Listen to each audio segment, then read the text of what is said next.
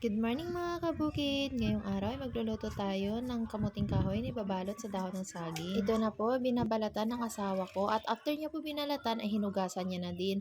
Maaga kasi siya gumising, pumunta sa bukid, nagpakain ng kalabaw at kumuha na rin ng kamuting kahoy. Yung mga kamuting kahoy ay tanim niya po doon sa bukid. Yan lang po yung kinuha niya dahil kami lang po yung kakain dito sa bahay pang may merienda lang po. Kaya na po at sinimulan niya na pong ginadgad yung kamuting kahoy. Kay sarap lang talaga sa pakiramdam kapag nandito tayo sa probinsya, makakakuha tayo ng libreng pang merienda. After nga magadgad ng kamuting kahoy ang aking asawa at ito naman aayusin na naman yung panungkit ng ating nyug.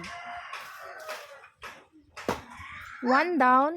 Fast forward mga kabukid, natapos na din siya manungkit ng nyug. At itong aking makulit na anak, nagprepresenta naman na siya mamulot ng mga nyug. Opo, very good ang baby na yan ah. O, kunin mo pa yung isa.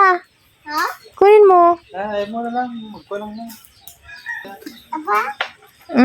Sobrang nag-i-enjoy naman siya habang namumulot. Sobrang active talaga nitong aking anak. After niya nga mamulot, ito na nga, nag-aabang na siya para kumuha at uminom ng tubig ng nyug.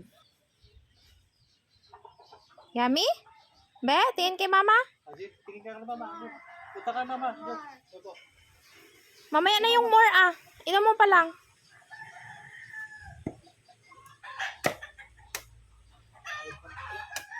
Be.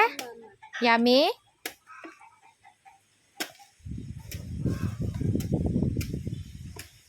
Sabi? Open mo nga, open mo. Open.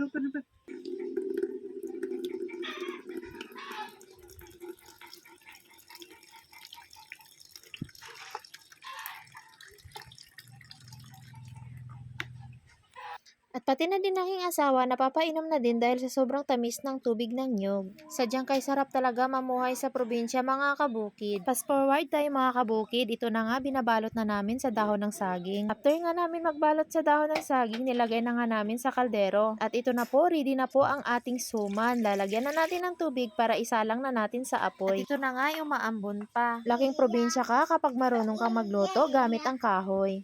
Kapag nandito ka sa probinsya, basta't masipag ka, talagang mapapalibre ka sa lahat ng bagay. Kaya sarap lang talaga sa pakiramdam kapag nagluluto ka ng libre. Fast forward nga tayo mga kabukid, kumuha nga po pala ako ng isa para matikman kong okay na at ayan ang aking pinsan nagmo-model at sumisinyas pa na okay na. At ayan dahil okay na sabi ng pinsan ko, kinuha na namin sa apoy. At ayan luto na ang ating suman na kamuting kahoy. At tara na mga kabukid, sabay-sabay tayong magmeryenda. At kay sarap ito kapag may kasamang mainit na kape. At ayan, napapakain na ang aking anak. Hanggang dito na lang, paalam!